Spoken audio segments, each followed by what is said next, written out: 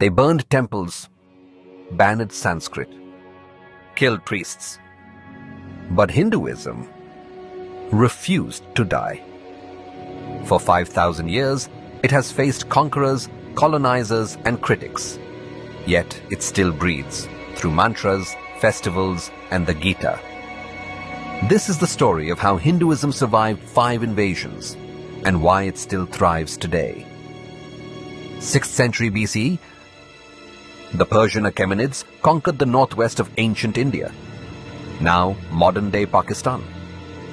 They brought new languages, customs, and governors. But the Vedic tradition didn't collapse. It absorbed and adapted. Yajnas continued. Sanskrit thrived. Dharma remained unshaken. This was the first test. Could Hinduism survive without borders? The answer, yes. Alexander the Great crossed the Indus.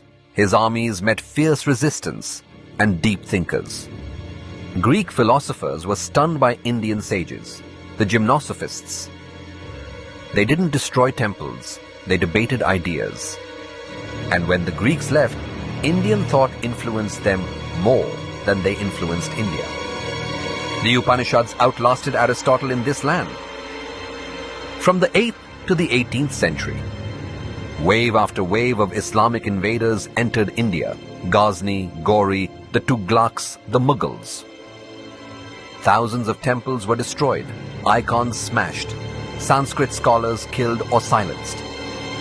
Sanskrit schools vanished, gurukuls turned to ashes, the sacred thread was outlawed in some regions.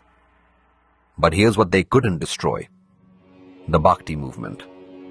While kings fought, saints like Mirabai, Tulsidas, and Kabir took Hinduism to the streets in local languages through poems and songs. Ram Nam Satyahai became the people's chant, not just a priest's verse.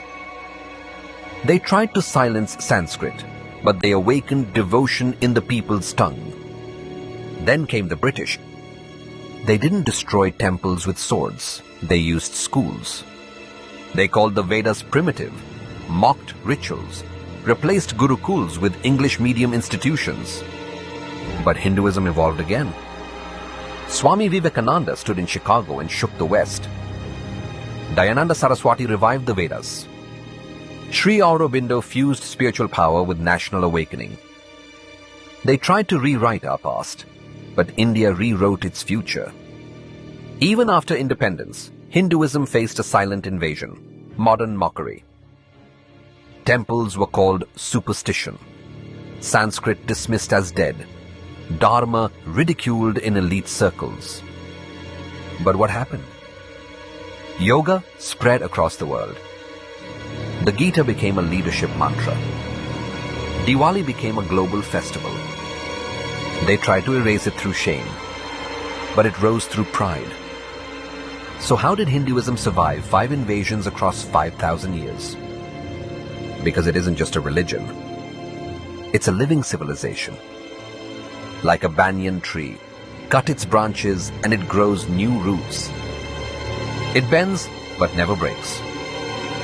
Because it was never built by one prophet, one book or one ruler. It lives in billions, through prayer, through breath, through time. If this story moved you, don't let it fade.